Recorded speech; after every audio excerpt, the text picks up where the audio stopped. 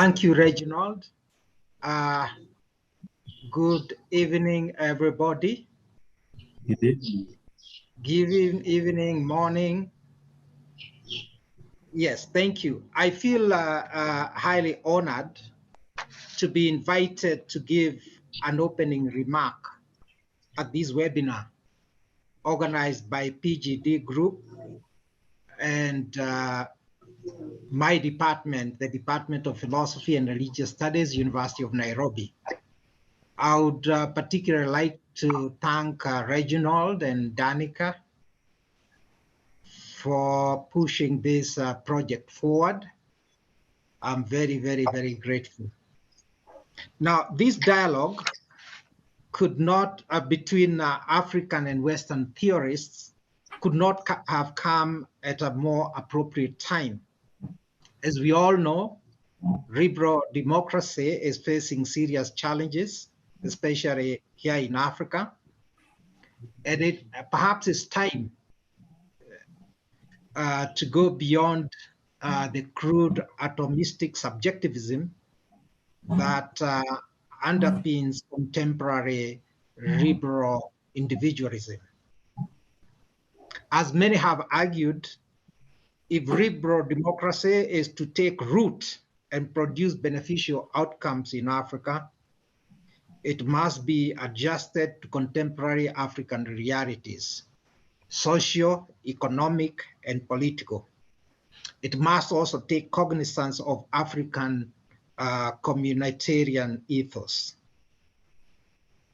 More importantly, I believe that local knowledge is essential for realistic and morally informed contributions to debates on political reforms in Africa, as well for mutual learning and enrichment of political theories. With these very, very few remarks, let me conclude by wishing you all an interesting and fruitful dialogue. Thank you. Are my 3 minutes over? You did very well, Professor Mbugua. Asanteni sana, asante. Thank you. That's a Kiswahili word for so thank you. And thank you so much, Professor Mbugua. So we now hand over to Dr. Danica Floyce to give us a short background before we start off. Thank you. Yes, thank you very much, and a very warm welcome from my side. My name is Danica Floyce, and together with Reginald Ode, I'm going to moderate today's event. I'm one of the co-conveners of the UK Political Science Association's Participatory and Deliberative Democracy Specialist Group, and the other co-conveners, Sonja Büssu, Hans Asenbaum, and Anastasia Delegao, who are also joining us today. This webinar is entitled No End of History, Critical Perspectives on Liberal Democracy, and it is the first seminar of a two-part series that is a collaboration between the PDD group and the Department of Philosophy and Religious Studies, and the chair already welcomed us today. This initiative and this webinar series and the idea actually emerged out of vibrant discussions between Reginald, his colleagues, and myself during my stay in Nairobi, where I was very warmly welcomed. And we felt that we had a lot of common ground and shared perspectives with regards to our assessments and normative evaluations of democracy, but that Western and African scholars far too rarely enter into a real dialogue about liberal democracy and potential democratic reforms. So a growing branch of democratic theory and open practice diagnoses that liberal democracies are in crisis.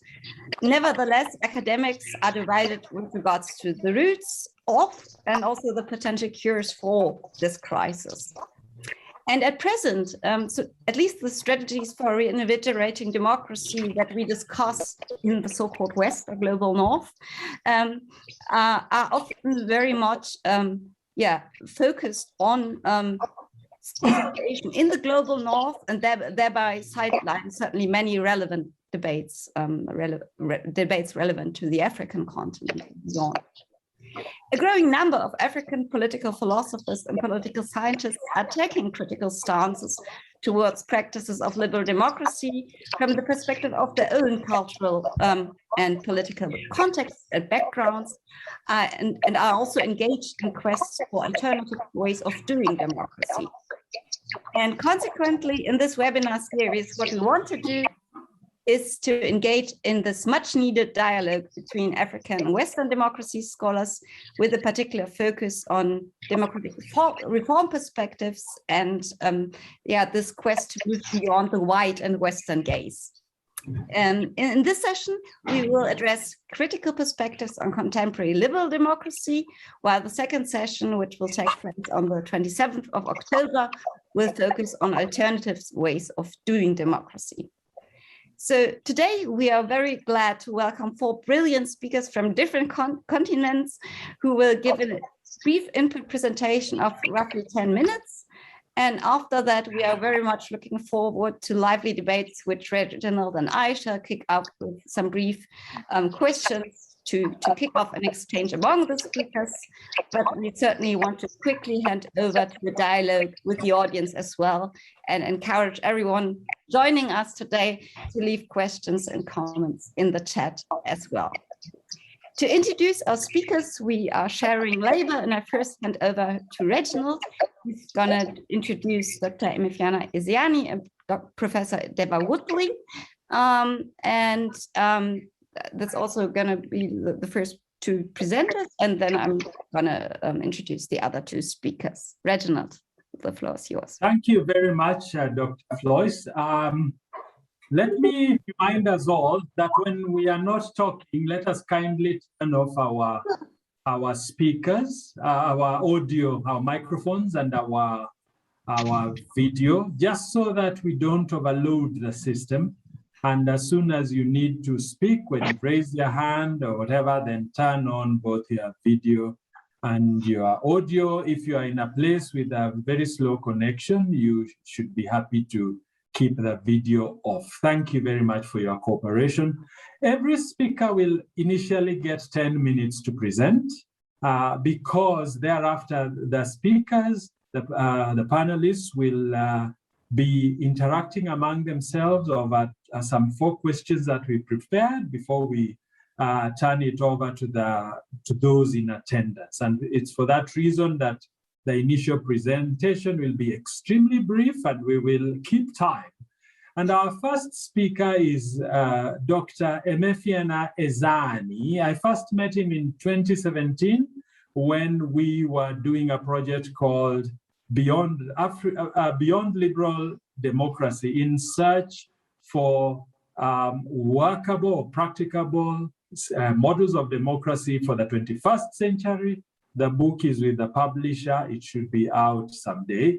And Dr. Emefiana is a senior lecturer in political science, Federal University Ndufu Alike Ikwo. I am not a speaker of that fantastic language, and that is in Nigeria. And welcome Dr. Emefiana, who is going to speak to us on Africa and the search for an alternative to partisan democracy, deliberative democracy versus cooperative collegiate democracy. Welcome, Dr. Emefiana. Thank you very much, Dr. Dua and the colleagues. Okay, he has mentioned the title of what I'm going to speak about, in search of alternative to liberal democracy. I divided my presentation into some sections. One is what I call coping with the most political heresy. And that heresy is the assumption that humankind has come to the end point of ideological evolution with the universalization of Western liberal democracy as propounded by Francis Fukuyama. And I call it a heresy, which unfortunately most people in different parts of the world have come to buy that it is the truth. So liberal democracy has not worked well in different parts of the world, especially in Africa, different African countries, more especially in Nigeria, from where this author is speaking. So because of that, many people have advocated that we have to crash this democracy. One prominent among them is a professor, a Nigerian professor. Some of you might have been hearing his name, Professor Participatory. He said, and I quote, "Let us crash this democracy. We have a fundamental problem. We have to bring this system down completely and rebuild." So it is because this liberal democracy has not been working in different parts of the world, especially in Nigeria, that somebody like this Participatory made this statement. And many other people also have given reasons why liberal democracy should be rejected in African soil. I quote some of them. These authors, Bruce Bennan and Dixon Ayo, they say, and I quote, "Ethnic conflict continues to be the major source of violence ripping apart African states, and the peaceful accommodation of ethnic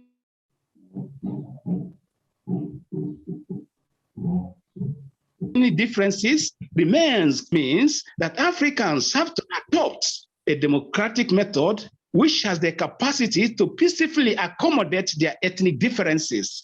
Because what many Africans have been practicing is actually ethnic politics, not democracy." And also, this person happens to be a priest. In his book, Edward Achaman, he said, "Until now, African politicians have been swearing by the single-party system. Lately, influenced by happenings in Eastern Europe, some are calling for a multi-party system. However, if my reflections are correct, such government reforms will not function much better, and I believe in totally." Another author I would like you to hear what he said, Manuel Castells, he says, and I quote, "The most fundamental political liberation is for people to free themselves from uncritical adherence to theoretical or ideological schemes and construct their own practice on the basis of their experience while using whatever information or analysis is available to them from a variety of sources." You see, for me, democracy is a context sensitive, which means that every part, as Emmanuel Castell has argued, every society has the obligation to develop the type of political system or democratic system that will work in their own area. That is the point Emmanuel Castell is making. But unfortunately, Africans have not taken this into consideration. That's why we continue to experience political turmoil and chaos in Africa and believing that we are practicing democracy. It is for this reason that I have come out with what I call cooperative collegiate democracy as opposed to competitive democracy, which we call today a liberal democracy. And liberal democracy actually means the features of liberal democracy: institutionalization of opposition, which cooperative collegiate democracy is very much against, and also formation of political parties. So this system, new system I have formulated, has nothing to do with political parties and campaign and elections. It has to, the system is cooperative in nature, and it operates using basic units in every society, what I call basic units. Starts in African setting, we have what is called villages, towns, local governments, states, and then federations. So it starts from the units. So what we have here, what we are practicing today actually is not democracy, that is government of the people, by the people, for the people. Rather, I call it particracy, because a group of people come together, form political parties, another group of people form also political parties, and the people, the masses, are obliged to select the people they present to them. So that is not the people selecting. The politicians are not selected or elected by their own people. Rather, they form political parties, and we have to choose. We are obliged to choose from among them. So cooperative collegiate democracy is against this. It believes that the people, the original African way of selecting leaders is that it is the people that send who to represent them. The people are not, the politicians, the leaders are not imposed. They don't impose themselves on the people. Rather, the people ask them to go and represent them.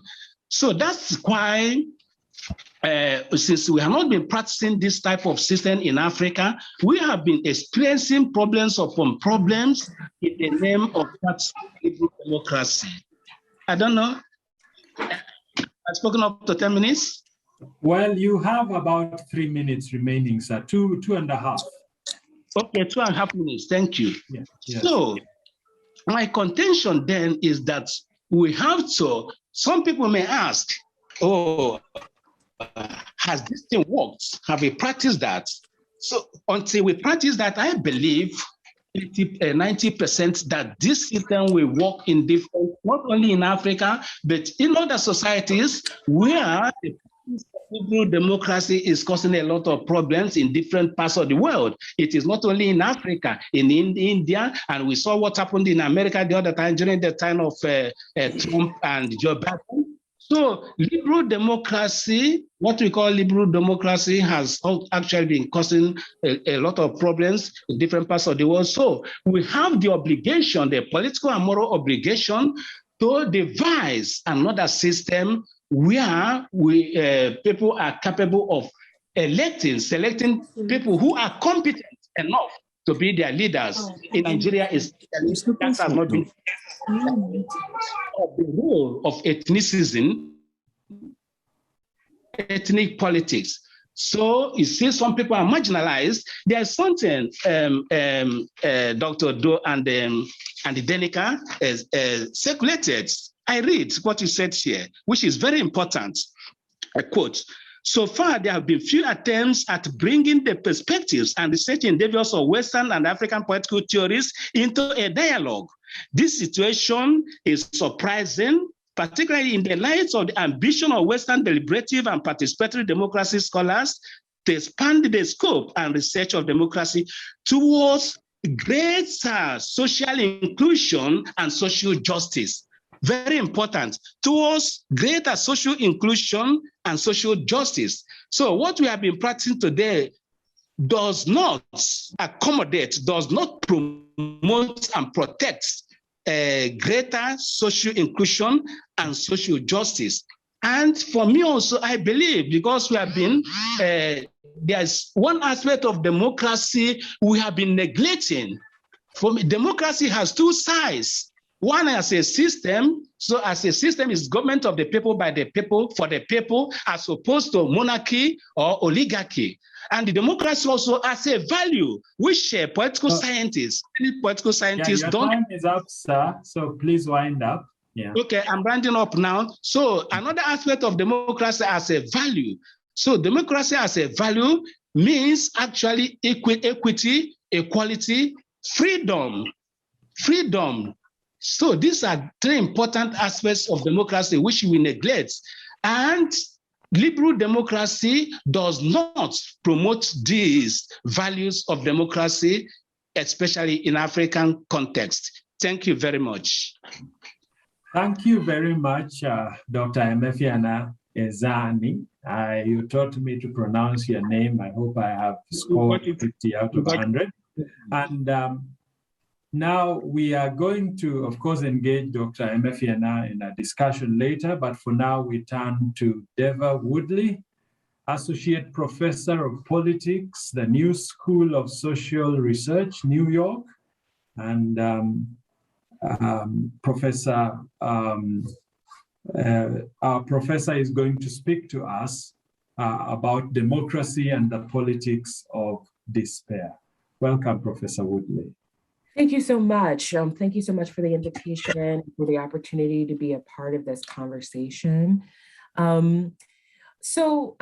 What I was really drawn to in sort of participating in this conversation is exactly kind of the way that this set of conversations is framed.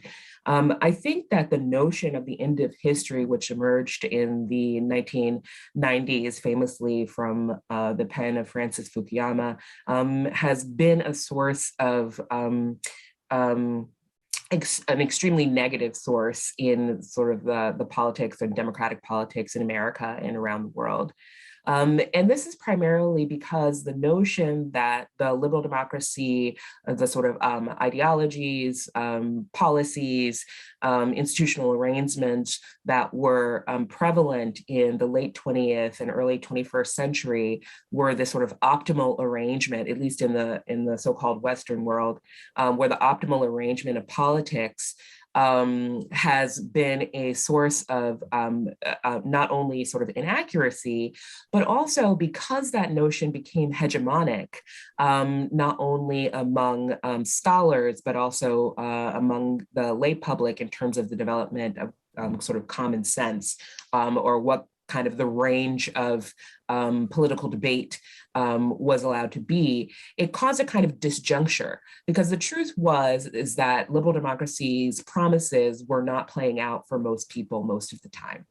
And so in order to sort of make sense of people's lives in the world, right, in the American case and around the world, there was a sort of tension, a disjuncture, right? Liberal democracy was supposed to create more prosperity and more tolerance in a kind of spiral upward forever and ever. And that was not happening. And so what we have seen in the 21st century has been a kind of fracturing of the consensus around liberal democracy, because people have come to the correct conclusion that it doesn't deliver on its promises, at least not to most people most of the time. And so then we have the embrace of a variety of different kind of alternatives to liberal democracy, from autocracy and fascism to kind of new imaginations of social democratic and communist forms of organization. But all of this reaching, right, and the sort of crisis of this critical juncture is because the terms that were given for us to understand what the sort of like optimal form of government was, are not terms that actually work in the world as we live in it, right? And so when I talk about my most recent book is I'm a scholar of social movements, and particularly American social movements. And my most recent book is about an examination of the Black Lives Matter movement in the US. And one of the things that I'm trying to do with this book is not only to talk about and examine that movement and its organizational structure and its political philosophy, but also think about what social movements do in democracy as such. And I think that the thing that I find is that in moments like this one, where the sort of hegemonic understanding of what constitutes good government or good living, or what liberal democracy is and is supposed to be, when those sort of understandings break down, what we're left with is what I call a politics of despair. And a politics of despair is not merely a kind of public mood. A politics of despair is basically a people's loss of faith in the notion of democracy, because they not only do they not feel represented, but they begin to feel that any kind of participation in a democratic process is actually fruitless, right? And this politics of despair is not only a kind of mood or sentiment, it's not just a cynicism, it becomes an actual way of practicing politics, right? That becomes destructive to democracy, because people have sort of lost faith in democracy and then don't mind acting in various kinds of ways in breaking down its institutions, right? And that's in part because its institutions have become, what Max Weber sort of warned us about, have become bureaucratic and oligarchic in ways where they actually cannot be responsive, because they are acting always to preserve themselves as institutions rather than serving the mission of democracy, which is to create representative and collaborative governance, as the former professor was also talking about, right? So that is my sort of notion of the politics of despair. And what I propose or hypothesize is one of the antidotes, or at least the beginning of an antidote to the politics of despair, is the repoliticization of public life.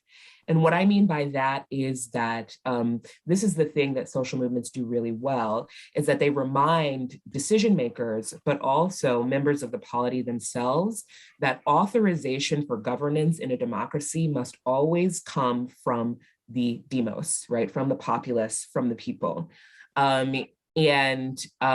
Social movements are a process by which, right, because social movements are not just a single demonstration, but they're organized political action for a cause or set of causes over time.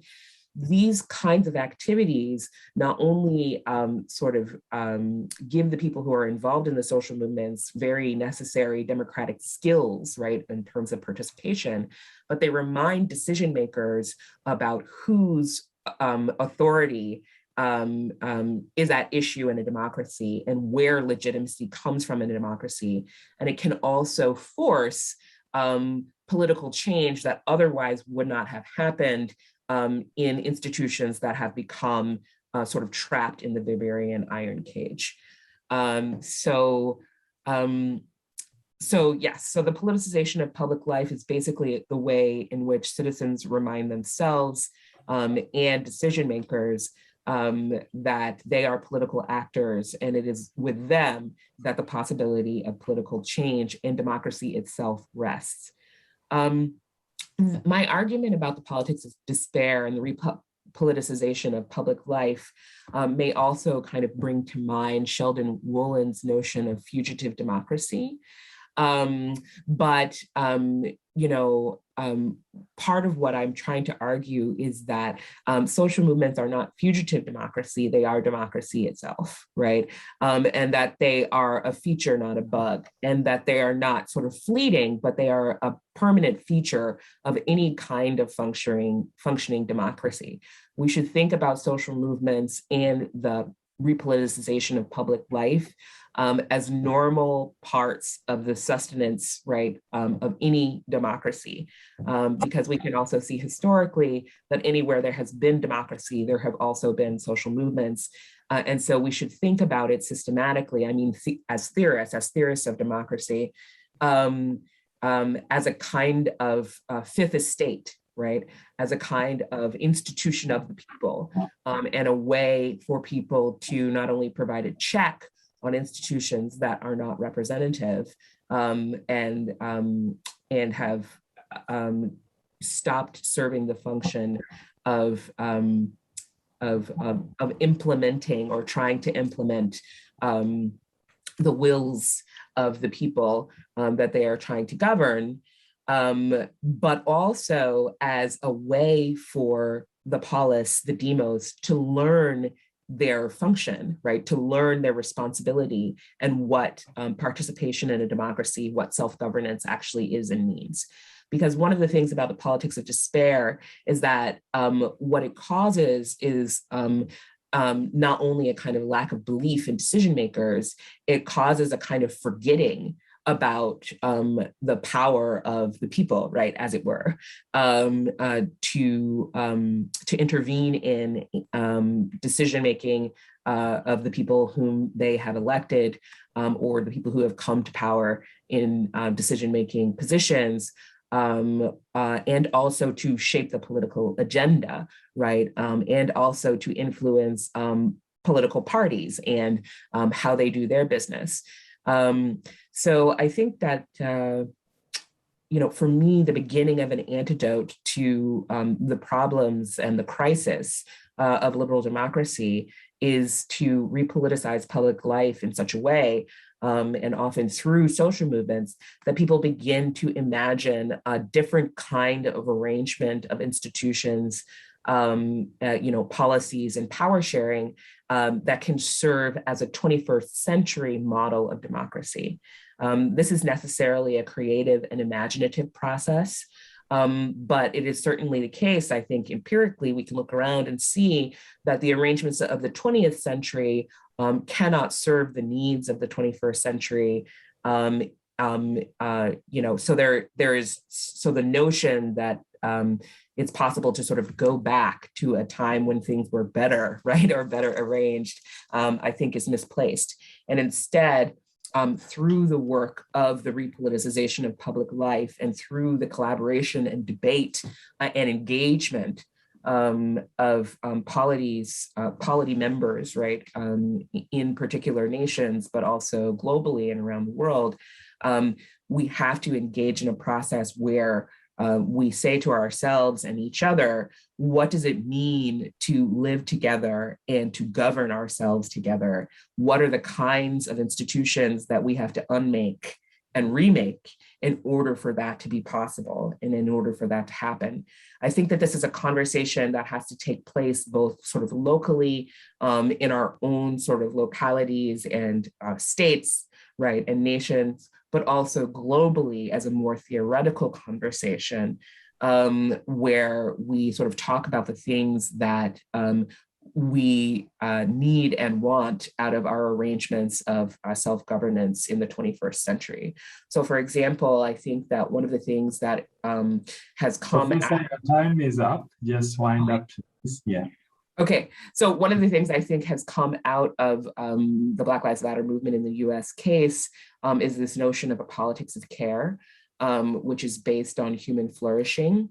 And I think that that is a kind of shift from a liberal democratic emphasis in 20th century social movements on rights, right? And I think that that kind of shift in our notion of what social justice entails is the kind of shift that can help us to understand better what the goals of the 21st century are and should be, and how we might construct institutions that can serve those goals. Thank you very much for your presentation, Professor Woodley. I found your ideas very exciting. I was reading your paper this morning, and it's really, it brings a balance of hope and the idea of being level-headed while we work out how the future might look like. And certainly we look forward to more engagement at the discussion time. Now I hand over to my colleague, Dr. Floyce, to lead us through the presentations of the other two speakers. Thank you. Okay, thank you so much. I by now feel Reginald has always been making fun of me while I was in Nairobi that I'm German and very time sensitive, but I feel that right now he's actually more strict than I am usually as a chair. So by now I'd like to welcome Dr. Tayo Raymond Ezekiel-Egunlusi, I hope I'm pronouncing this correctly, who is a lecturer for philosophy at the Federal University of Technology, Akure in Nigeria. His research focuses on social and political philosophy and the ethics and philosophy of the global economic order. And he particularly engages with applications of philosophical reasoning that concern, for example, environmental issues and post-colonial perspectives to the African and more specifically to the Nigerian context in his publications. Today, he's going to give a brief input presentation, also roughly 10 minutes, entitled Critical Perspectives on the Reality of an African Alternative to Liberal Democracy. Dr. Tayo, the floor is yours. All right, thank you, Dr. Danica. And I also appreciate everyone, Dr. Reginald. Thank you so much. My topic is critical perspectives on the reality of an African alternative to liberal democracy. I asked two questions that I think are important to ask at this stage, that Africans are searching for alternatives to liberal democracy. Even so, some proposed certain alternatives, but there are still several that are searching for alternatives, most especially among scholars and activists. I asked, what is wrong with liberal democracy that is not wrong with the African alternatives that scholars and activists seek? And also, what do we then seek to do differently by seeking an alternative? Because if we are seeking an alternative, we should know what we want to do differently. In my earlier work that I did with Dr. Reginald, called Critical Reflections on the Quest for a Monolithic Democratic Alternative to Liberal Democracy, I denied the possibility of an overarching alternative to liberal democracy. And I posited there that the search by Africans for an alternative to liberal democracy suggests that they are seeking a monolithic or universal alternative. So in this particular work, as I embark on further reflections in this particular work, talking about the fact that the alternatives that Africans are seeking, the ones that have been proposed, that they are problematic. And initially, when I was sending out my abstract, I talked about the alternatives that are conflicting, but I think at some point I started changing my mind to be more comfortable with what is problematic than what is conflicting. When we look at Africans and the alternatives that people have been seeking, people have been talking in terms of, number one, the universal governance systems, in terms of seeking a universal alternative to liberal democracy. But I argue here that this is not possible given the diversity of the African continent. People want their own things and they want to express their cultural identities. And this is why certain ideas, such as the one proposed by Dr. Kwame Nkrumah on the United States of Africa, have not worked, because people want their own things. People cherish their cultural identities, and to bring another identity or to bring a culture to impose it or to argue for it as what should be the alternative would look like an imposition on the rest of Africans. And I'm not sure it's the kind of thing that people will want. Then also scholars have proposed that there should be particular alternatives. In this respect, they talk about the revival of certain governance systems within African cultures. In the past, there were monarchical systems, but they want to look at certain models of monarchies. For instance, the Oyomesi system, in which there was a king, or there is still a king, and then there is somebody who is like the prime minister, who is the Basharum, and the Oyomesi that serve the purpose of the parliament, where decisions are made, where they act as the group that acts as a check on the activities of the king, the Oyo Alafi. So when you look at such a model, people think it's part of what we should bring to the table. One of the people supporting that idea is Professor Kwasi Wiredu. Wiredu's idea of a consensus democracy was what he thought could serve as a model for African democracy. But personally, I find problem with Kwasi Wiredu's view. In the Council of Chiefs, or in the Oba's Council, or the Council of the King and the subjects, who are direct subjects, the chiefs that are ruling with him, it's possible to take a decision. But what I find problematic in Professor Kwasi Wiredu's idea is the fact that he didn't consider the angle of supernaturalism that is involved in the dealings of African people. When you look at the idea of supernaturalism, it plays an important role in governance systems in Africa. If we look at the issues involving oaths, we look at the issues involving covenants. People make covenants within African system. The allegiance is not that is coming through that covenant. It may not be directly to the paramount ruler, but it may be to the it may be to the ancestors, and it's usually to the ancestors. Because in Africa, most especially if you talk about West Africa, which I'm very familiar with, I'm still studying about other cultures too, to know the intricacies of their governance system. But in West Africa, for instance, and the issue I cited with the Oyomesi in Oyo Alaafin system of governance, when you look at that system, people take oaths. The oath is to the ancestors. The oath may be the determinant of the governance system, or the governance, or the decisions that they make within that council. If sometimes it's possible in that situation to impose the idea of the paramount ruler on the people, why they give you the outlook of a consensus.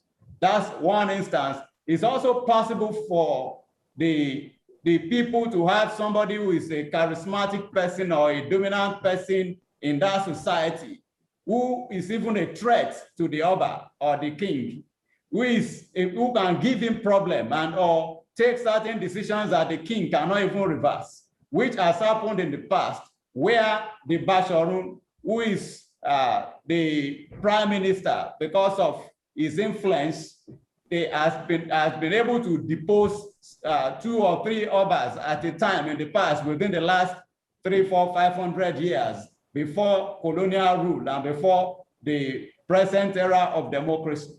So when we look at that, on the basis of that, unless Professor Kwasi Wiredu is thinking about incorporating African supernatural views into his thought, it may be difficult to practice that alternative in Africa, because it does not align with the people's orientation, the traditional ideals. So we need to take note of that. At some point also, people are suggesting that we should have a revival of the ideas and ideals of the nationalists.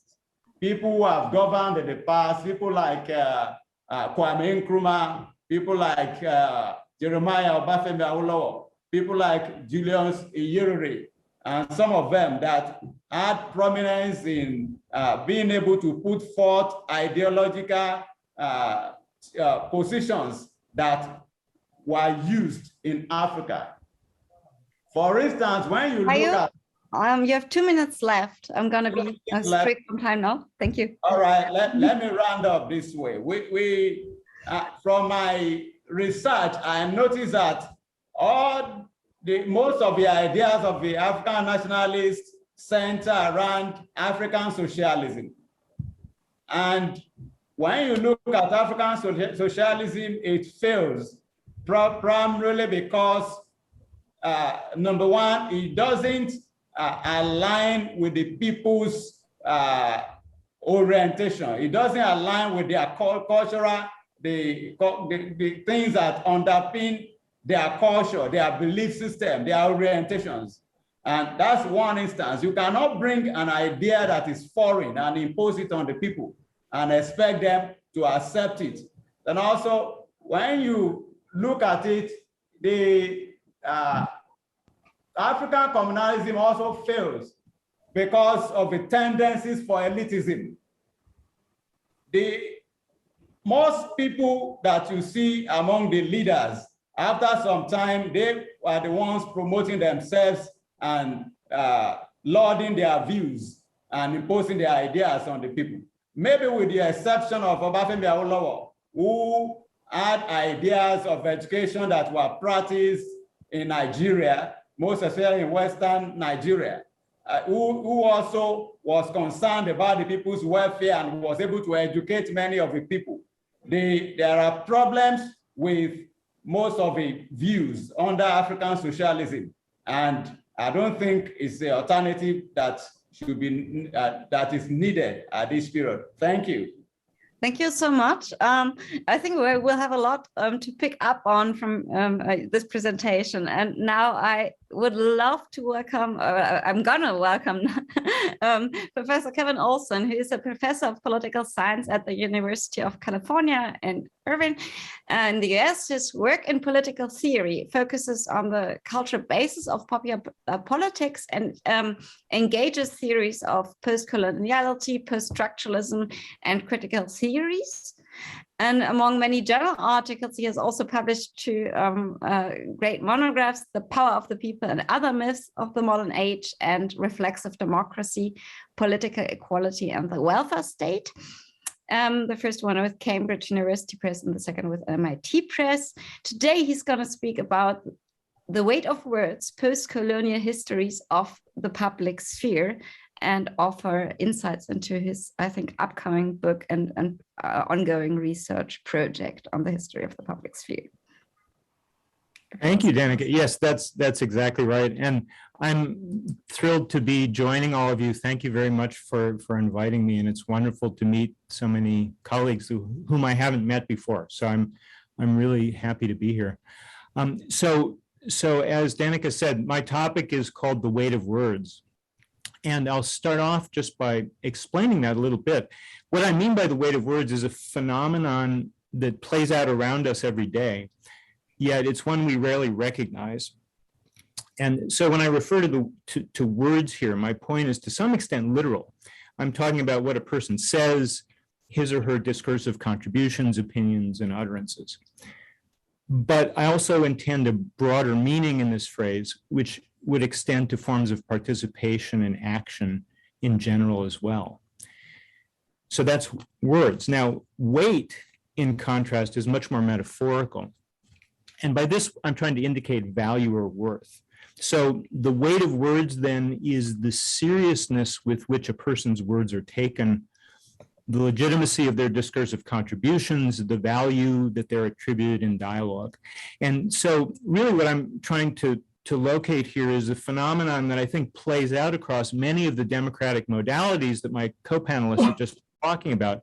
So how is it that within the kind of negotiations of meaning that go on in democracy, people's words, and take that more literally or more metaphorically as appropriate, how people's words are taken seriously or not?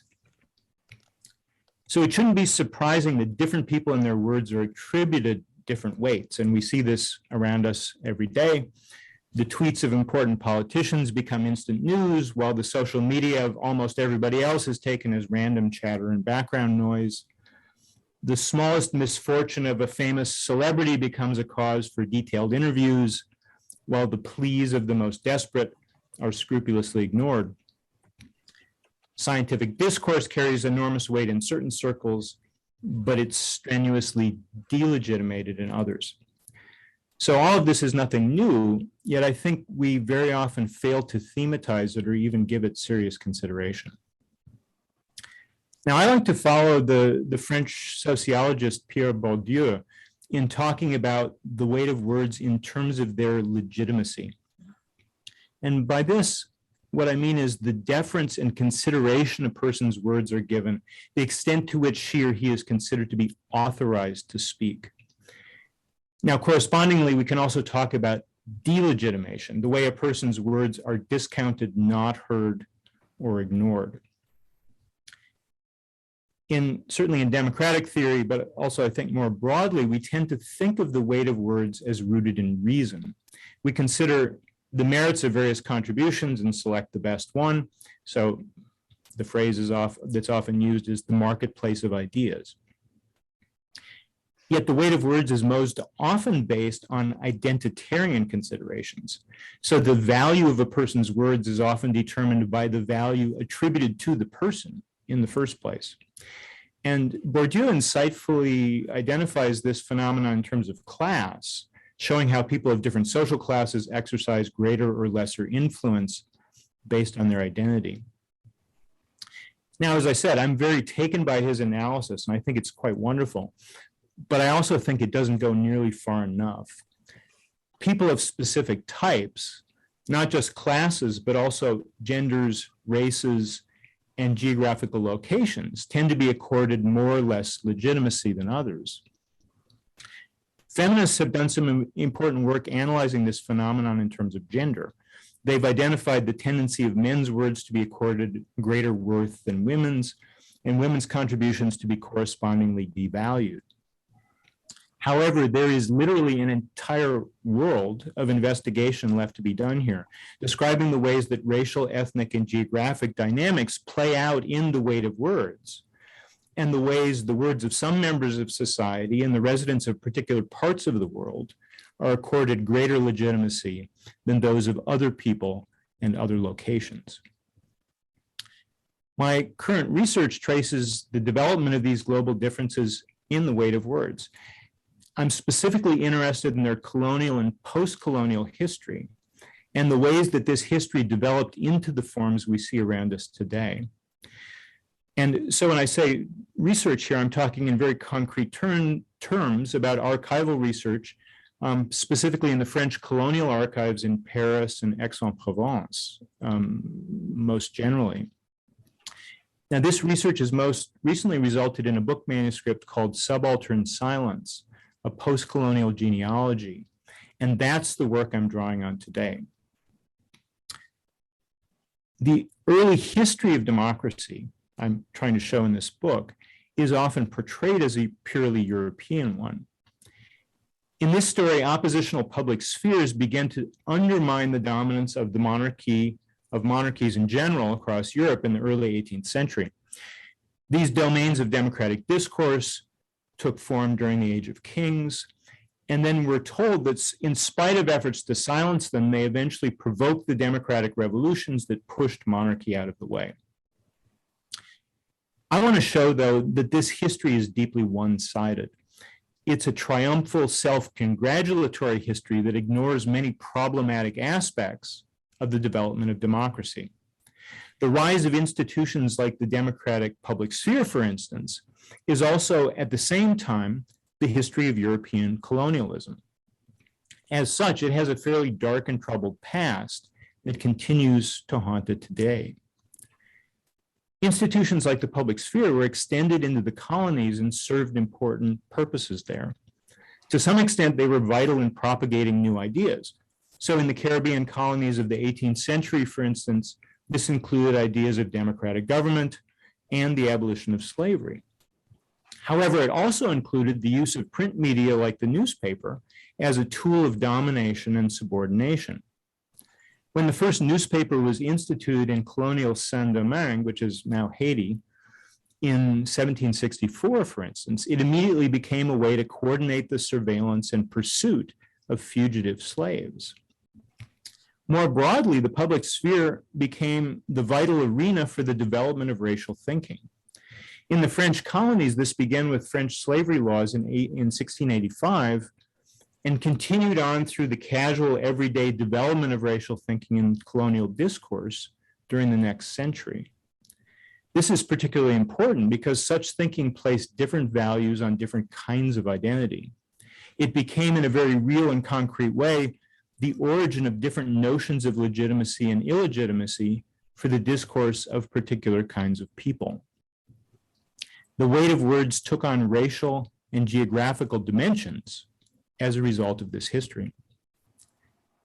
In other words, the public spheres of the 18th century had a double character. They combined democratizing and liberalizing effects on one hand with outright domination and more subtle forms of delegitimation on the other. During the post-colonial era, all of this shifted in subtle but important ways. In the Caribbean, this occurred largely during the 19th century. The European powers lost their ability to control through violence, intimidation, and direct colonial rule. However, the weight of words continued to be unequally distributed. the public sphere now took over this function. Rather than merely assisting in the project of colonial domination, it now took primary responsibility for that task in the post-colonial era. Racial discourse thus achieved new levels of prominence as well. We see, for instance, Autour de Gobineau's highly influential essay on the inequality of the human races, published in 1853. This book explicitly argues for a hierarchy of value between different races of people, which also happens to establish a scientific basis for attaching greater or lesser weight to their words as well. Other forms of delegitimation also became common. Most strikingly, ridicule became a new form of post-colonial domination. Former colonies were now routinely portrayed in the European press as backwards, corrupt, and incapable of self-rule. In short, the post-colonial public sphere coalesced into a new nexus of subordination, one attaching different values and degrees of legitimacy to specific identities in a potent new way. The result was new but oddly familiar forms of subordination. These changes marked a shift in the horizon of modernity, taking on forms that are still familiar to us today. Now, I want to argue that this history reveals the dark side of the public sphere. It shows that our most rational institutions of democratic deliberation are interlaced with the legacy of colonialism. This is not simply a casual or accidental relationship. Rather, the weight of words is always an aspect of how we evaluate discursive claims and how we allocate our attention. We do that today in a cultural context deeply structured by the legacies of colonialism and post-coloniality. This is not to say that public spheres are undemocratic or purely reactionary. Rather, it simply reveals the complexity of an ideal like the public sphere, in which good intentions and progressive claims go hand in hand with normalization, delegitimation, marginalization, and exclusion. The challenge is to disentangle our democratic practices from this history, to make them live up to their original intent, rather than the very different path they have in fact followed. Sentiments. Done. Excellent, brilliant. Thank you so much for this insightful, inspiring talk. I think it will also open up interesting perspectives on the discourses we lead among each other as scholars. Reginald and I now prepared some kickoff questions for the discussion, but we would also right now just like to invite everybody to raise his or her hand and to leave questions in the chat. Reginald, do you want to ask the first question? I don't want to dominate the discourse. Okay, I could ask the first question. Allow me to say this. Being a person with total visual disability, I'm not able to benefit from the chat a lot, but I have had a very kind message from somebody in South Africa about an article I wrote titled called Liberal Democracy, an African Critique, that they mentioned they use a lot in their teaching, and I'm very grateful. So if you notice I don't answer your chats, it's just because of my visual disability. Please send me an email and I'll be most glad to respond in due course. I really appreciate it. Now, the first question for our speakers, we decided to do global questions, is this. In the light of the constraints arising from the fact of the political economy, that is, the economic mode of production is pivotal to the structures of social institutions, such as politics and knowledge production. What, in your view, is the relationship between political theorizing and political action? We are here seated saying how, we should have some changes, but is there a link between what we do here and what the politicians do out there and the people? how do we ensure there is what we do makes a difference? And I will ask that all the presenters give us like a 1 minute, very, very brief, because we want to also hear from the audience. Just what would be your take about that, panelists?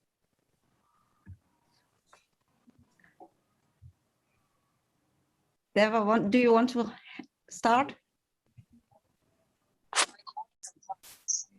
I'm so sorry. Could you please repeat the question then to respond to? Yeah, okay, so the question is simply the relationship between political theorizing and political action.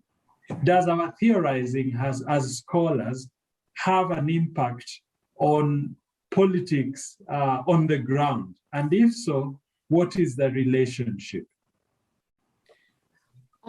Yes, I mean, I think that our theorizing absolutely does have an impact on politics on the ground.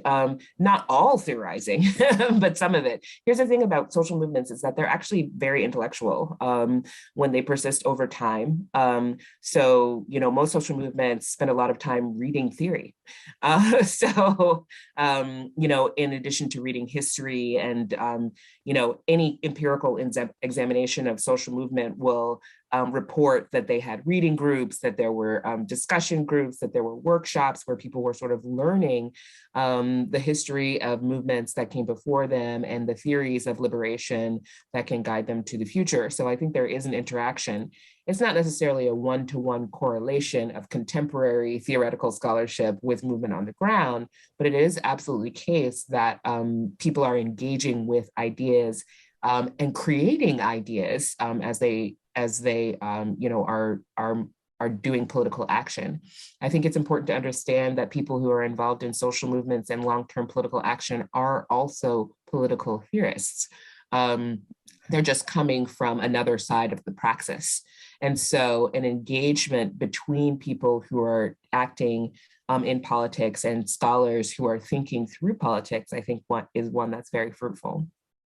Thank you, thank you. Mm-hmm. Next person wants to go. Can I take the floor? Yes, Tayo, I was thinking about you. Right. Okay. But let's make it 1 minute each, yeah. 1 minute. So why I actually have Professor Wiredu's position and then thought about the need for him to consider what is supernatural is the fact that for instance, in Nigeria now, politicians, they take oaths of allegiance from people through secret societies and different groups that are bearing on the way they govern and the economic system of the society. But the problem is that people theorize, they just theorize, put whatever they have inside books and on the internet without necessarily having serious impact on the society. And that's why most of the ideas we put up are not used and they are dumped somewhere. So this is why in recent times, in one or two of the conferences I've attended where the people who finish the conferences, they write a communique and send to people in government for them to read through what they have deliberated on in their conferences. So it's important for us to think about this aspect of theorizing and how it affects the society, most especially the economy, because whoever controls the economy controls the whole system, whether social or political or whatever. Thank you. Thank you so much, sir. Who goes next? Who would like to take over?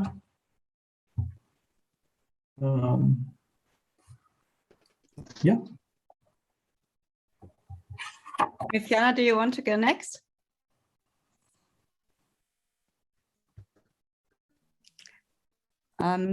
Maybe as he prepares, we could have Kevin. Yeah. Yeah, sure. I'm happy to say a couple things.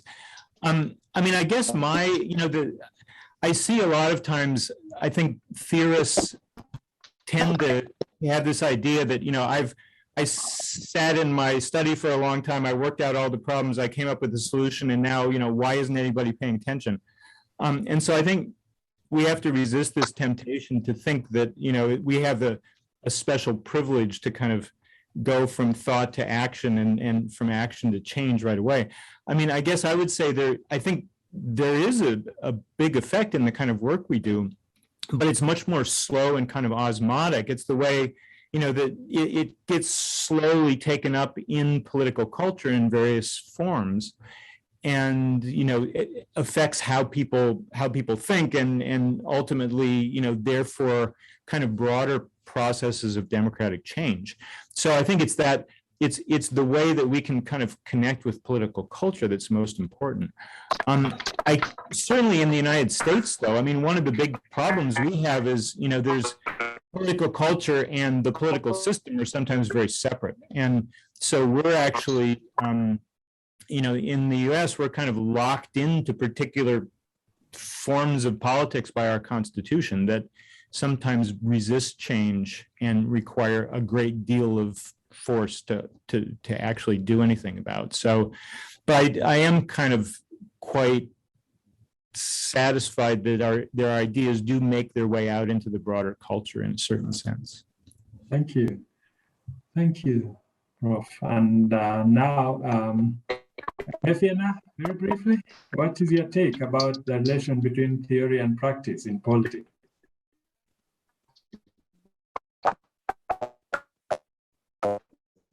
Oh, I think your connection is slow, so the system is eating your voice.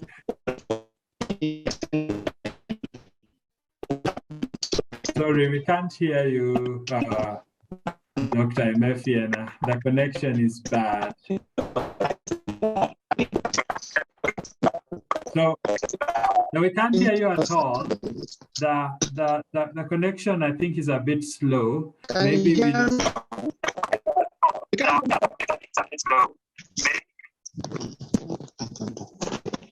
All right, so we'll try you again later. Sometimes it tends to improve. Or can you, yeah? Yeah, we'll come back to you in due course. Right now, the system is just a bit slow, so we didn't hear you at all. We could just hear some mum. So I suggest then, Dr. Floyd, that we have you ask one question and then we just open it up, because I'm seeing how time is really going, so that instead of two, perhaps we do one each. How about that? So that the audience can also have their say. I think that's a great idea. And so I think we now heard some, really interesting approaches to the relationship between political theory and political action. And maybe there will also be some questions from the audience. I also personally like to consider citizens as theorists and as contributors to theorizing, and don't think of theory as separated from citizens and practice. So, but I'm just going to pick one question right now. And I think what I found particularly striking and reading and hearing your contributions was that, that might also be a selection bias. So we chose speakers who have a critical stance towards liberal democracy for this webinar. But nevertheless, Emefiana Isani, for example, claimed that liberal party democracy cannot function in every context and that it's particularly not suited to the African context or some African contexts. And that's an argument that I also encountered a lot while I was visiting Tanzania and Nigeria and Kenya, sorry. And nevertheless, many Western scholars, there was certainly also one of them, claimed that liberal democracy doesn't function properly in current Western contexts either, or at least there are severe problems with regards to liberal democracy and liberal party democracy as it's currently lived in practice. And very briefly put my question to the speakers would be, to what extent do you think your reasons for rejecting or having a critical stance towards liberal democracy converge and or differ? So maybe we start out with Kevin's perception and then hand over to the next one who wants to jump in. Sure. So just to clarify, so the question is where kind of the background of our critical perspective, is that right? Yeah. To what extent do you think your reasons converge? Yeah. Okay. I mean, I'm quite curious to what extent my reaction to democracy is a kind of American reaction. I mean, it's certainly located within American political realities. And, you know, what I see as sort of substantial injustices and difficulties that are put in front of some people rather than others. And I think this kind of probably overlaps with the things that Deva was saying too about, you know, social movements and different kinds of efforts to mobilize. What I'm trying to say, of course, is I think that they're threaded within the democratic institutions that we hold so dear, that there are deep problems built right into them from the start. And so not only is there no end to history, but the beginning was also very suspect. Now, maybe, again, this is American trauma. You know, it's certainly the last 5 years of our democratic system have been entertaining and difficult. But I think, you know, what I'm trying to indicate is I think it's a more of a global problem. So it's kind of, to some extent, maybe the bad conscience of liberal democracy, I would say. I mean, that's where I'm coming from. So liberal democracy wasn't that ideal, and yeah, idealistic and ideal project to start with. Okay, so who wants to go next?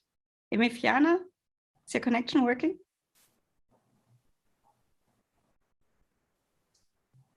Tayo? Right.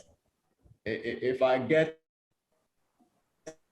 your question correctly, are you talking about why liberal democracy is being rejected? Yeah, that's the position. Yeah.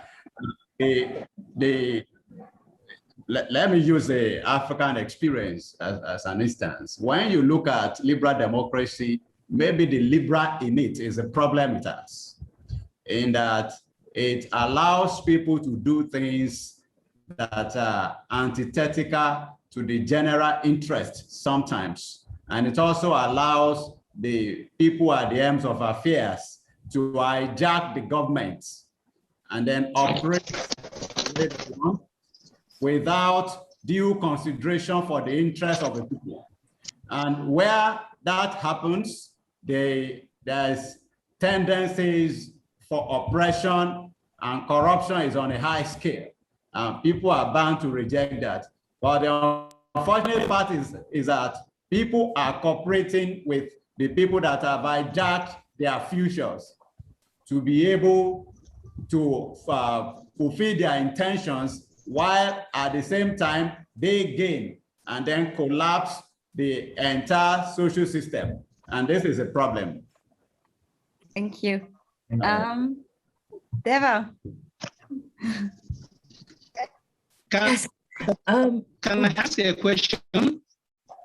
Please. Yes, I'm back here. Ask a question. Yes. Sorry. One of the speakers question, please. May I ask one of the speakers, may I ask him a question? Is it time for questioning? Emifiana, I think can I ask you a question then? Ask Tayo a question. What was happening was the panelists were being asked some two basic questions, and we were receiving answers. We've received quite a number. And Emefia now is also supposed to be answering one. So maybe we could just let the question go to, was that Kevin? Was it? Well, Deva was left, and I think that we can just hand over to the audience. Yeah, so let's have Deva then, yeah.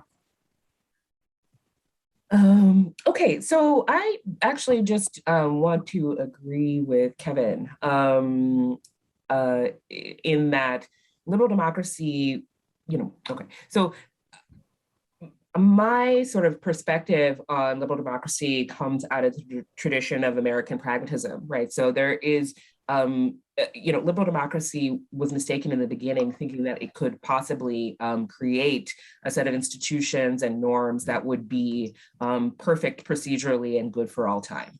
It couldn't happen. We can't do that. So it's a part of the human condition, and it is just a product of many, many years of sort of research and examinations, not to mention the empirical results of history, that liberal democracy from its instantiation built racial and gender hierarchy, and also the capacity for class division right into the kind of social contract. So the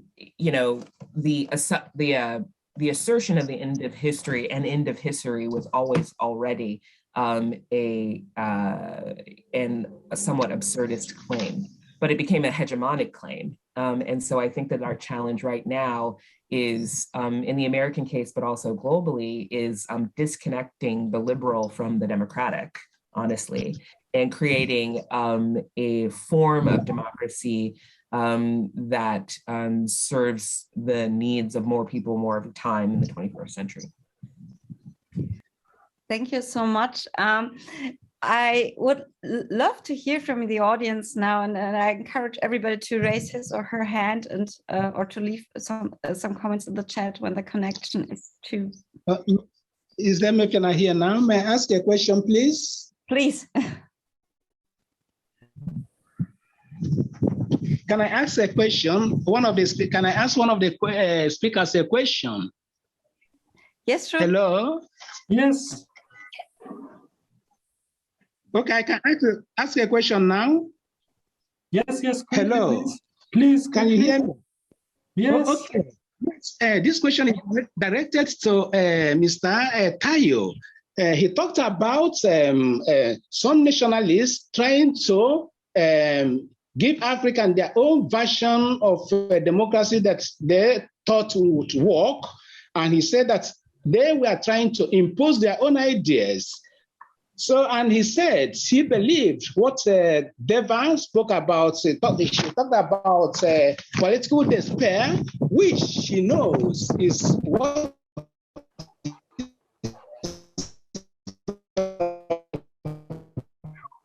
in Nigeria. Yet he says that's negative. So if we are having problems with what we have been practicing, and what should be the rational approach to that, logical approach is, so if what does then Tayo suggest that we should do, since the present system is not working, and he says there's no need to find alternative. So what is his own political solution to the problem we have in different African societies with regard to the practice of liberal democracy?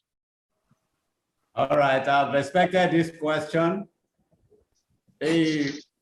About my claim is not that some nationalists are saying that is a view, but that some scholars and scientists scholars and activists are calling for a revival of some of the nationalist ideas. And as at now, I'm still searching like the rest of us, so I don't have a position. Thank you. Okay. Yeah. Nice short answer. I think we need to move the discussion again to other people in the audience because we still have just only 10 minutes, please. So let's hear from somebody else. Yeah. So I see that Hans Asenbaum is raising his hand, and so Hans, please. Sure. Yeah, thank you. I wanted to say that I'm loving this webinar. I'm loving all the different perspectives coming together and the reflections. So thank you all for your presentations and sharing your insights. So I have two questions that I probably had before the webinar as well. So I came into this webinar with these questions as well. So one is that if we want to perceive or understand democracy beyond the West or beyond Western thinking, so I'm thinking about academia here, how it structures the way we theorize democracy, right? How it structures our thinking, how we are socialized in the system. So if we want to think democracy beyond the West, how can we achieve that when we're socialized with this almost, international academic language? we're referring to the same authors, right? We're referring to Weber, to Manuel Castells. So there is, for me, there's a difficulty to understand actually novelty, to understand what is different, because I'm socialized in these terms, and because I'm understanding, because my whole understanding is shaped by this way of thinking. So that's one question. How can we actually understand novelty if we're socialized in this kind of academic system? And the second question is, so should we actually hold on to the term democracy itself if it comes from this colonial history, for example, that has been criticized in Kevin's presentation? So if the public sphere and the whole thinking, all our democratic theories come from, or are at least tainted by some colonial past, and a kind of hierarchical thinking and hierarchical academia and so on, should we hold on to the term democracy, or are there alternatives that you prefer? All right. Reactions from the speakers.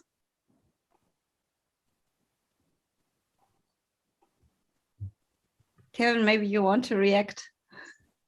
Sure. I mean, just especially the last part. I mean, I think democracy, at least, in kind of Western culture, is a sort of magical word. So it can, be attached to all kinds of things and instantly give them value. In other words, the weight of words, as I was saying, this democracy is a word that has a lot of weight. So, I don't have any particular opinion about that. I think what's more important, obviously, is the underlying ideals. In terms of, how could we do otherwise? I think there's just a lot of room for creative thinking. And so I'm very interested, for instance, in some of the things our African colleagues have been saying that I think are efforts to think differently. As I said, in the United States, we're so deeply locked into the system we have now that even, I would guess without having numbers that the majority of people in the country are dissatisfied with the system we have. They would still want a democratic system, but it's extraordinarily difficult to change it. It's interesting to see people in other places thinking creatively. And I'll just a very quick example. As I said, I've been working in the sort of Haitian archives for a number of years now. And in 1843, there was an effort to develop a new constitution in Haiti. It was ratified and then overthrown by a different revolution. But within that constitution, there was a measure that defined citizens of the island of Haiti, or the half island of Haiti, as any person who had been born there, any native inhabitant of the Caribbean, so the kind of Amerindian inhabitants of the Caribbean, any person of African descent, anywhere in the world, was hereby a Haitian citizen. And I don't know what this means. I'm not sure that they did, but I think that kind of thinking is sort of wildly creative and interesting. And so I'm kind of interested in examining how things could be otherwise in that way. Mm.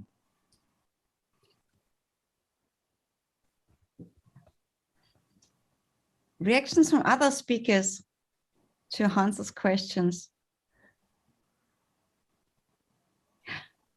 If I get his position correctly, why should we hold on to democracy?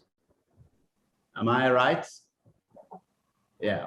We are talking about, my position is talking about maybe something that deals with either a review of liberal democracy or the being critical about the alternatives we propose to it. But what I know across history is the fact that over time, governments may change because of people's perspective. Maybe as at now, people have not thought about a better alternative to democracy itself. Maybe that's why it's here. At some point, monarchical structures were the order of the day in the world. That has been set aside. Now we are looking at democracy because people think it allows them to be able to do what they have to do, most especially thinking about things like the ideas of human rights and a number of other issues or other factors. So maybe that's why people are holding on to democracy at this time. But I believe over time, the world will decide the direction they want to go.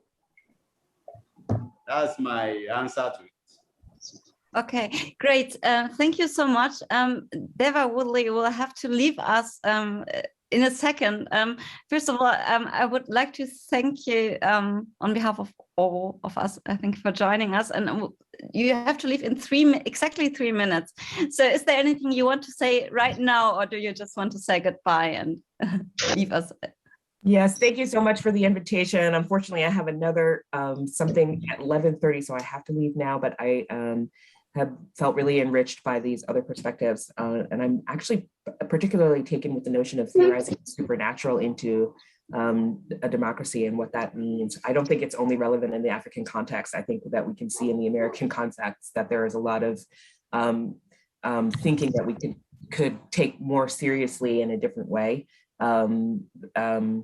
You know, that has to do with connections to the supernatural or things unseen. So anyway, thank you. Thank you for being with us. Thank you. Thank you so much. So I have one more question in the chat, and maybe in order to like build a bridge and also react a bit to Hans's question from my perspective. Yes, so I think from a methodological perspective, and just to understand how democracy could be done differently is often very, or it has been very enriching to me to actually live with people in local communities. And I think this lived experience actually opened up perspectives also from a democratic theory perspective that I otherwise wouldn't have understood at all. And exchanging with Reginald, for example, on an everyday basis about Luo cultures and living with people there actually open up this creative thinking and also perspective on how democracy could be done differently and what community values actually may mean to some African people and so on. And I think that's something that's important, and why we actually need these dialogues and in-depth exchanges to understand each other better. And so we have now questions from Kathy in the chat. Kathy, do you want to ask a question?